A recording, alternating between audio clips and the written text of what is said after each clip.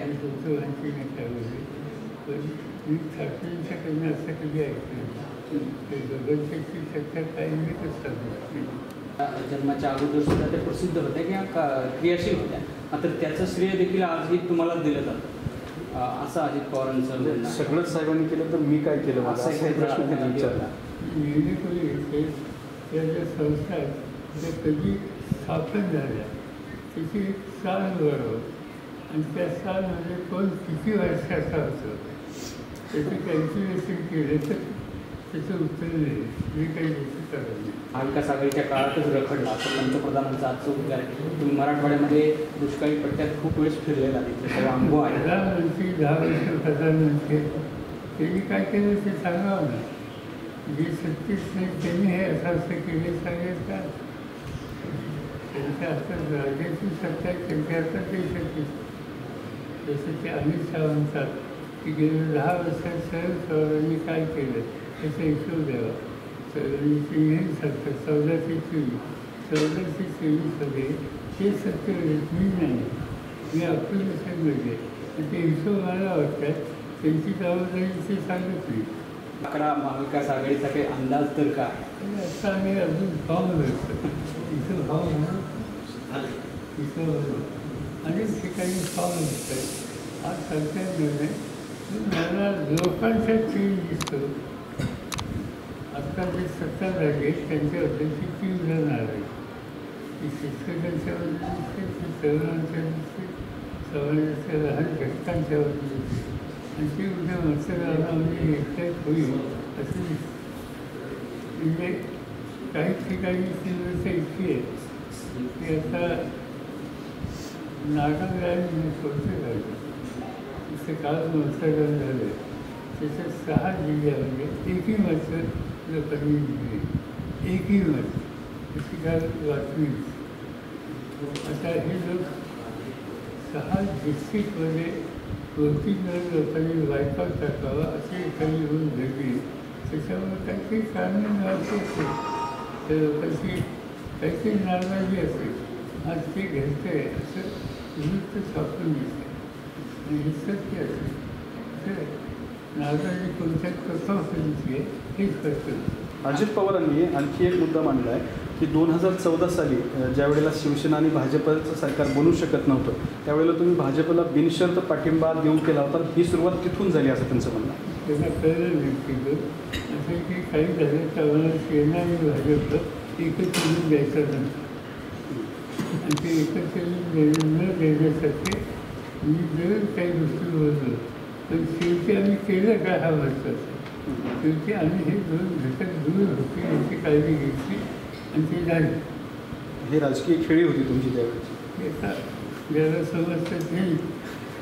ची अमित शहांची देवेंद्र फडणवीसांची अशी बैठक झाली होती त्यात तुम्ही राजीही झाला होता आणि नंतर मुंबईला आल्याच्या नंतर तुम्ही भूमिका बदलली. प्रश्न असा आहे की डिस्कशन हे होत असतं तिथं रिपीट करतात पण ते निर्णय महत्त्वाचा. निर्णय काय निर्णय मी काय भाजपकडून दिलेलं नाही. उद्या करून सुचवलं सुचू शकतात तुम्ही सुचू शकतात आणखी करू शकतो पण याचा अर्थ सुचवलं मी स्वीकारलेलं आहे. आणि त्यामुळे ही चर्चा किंवा अशा वेगवेगळ्या विषयावर चर्चा ही होत असेल पण अंतिम निर्णय काय हा महत्त्वाचा आहे आणि अंतिम निर्णय मी सांगितलं आम्ही आमच्या रस्ता सोडलेला नाही. रुपयांचा खर्च आला होता आणि तो सुद्धा जनतेने करून दिला होता आणि आज जर बघितलं तर 12,000 कोटींचे इलेक्ट्रॉनिक बॉन्डचा घोटाळा सुद्धा समोर आला. निवडणुका खर्चित होत चालल्या. प्रचंड म्हणजे विचार लोकसभेची पहिली निवडणूक लढवली तेव्हा माझा खर्च 4 लाख रुपयाचा लोकसभेत आणि विधानसभेची पहिली निवडणूक लढवली 56 वर्षापूर्वी तेव्हा माझा खर्च काहीतरी 11-12 हजार याच्या आसपास आणि त्याच्यामध्ये सुद्धा लोक स्वतःचा पुढाकार घेऊन त्या निवडणुकीमध्ये उतरत असतात. आता ते चित्र सगळं बनवून गेलं आहे.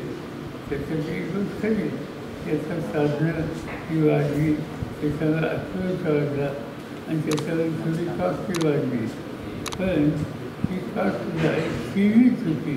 आज ती सीमा राहिलेली नाही आणि त्याच्यावर ज्याच्या हातात सरकार आहे, सत्ता आहे, ते कोणत्या वर्गाने हे मी सांगू शकत नाही, पण ते रिसोर्सेस उभे करतात आणि त्या साक्षीवर ते सगळं निवडणुका यंत्रणा त्या हातामध्ये घ्यायचा प्रयत्न करतात असं दिसतं.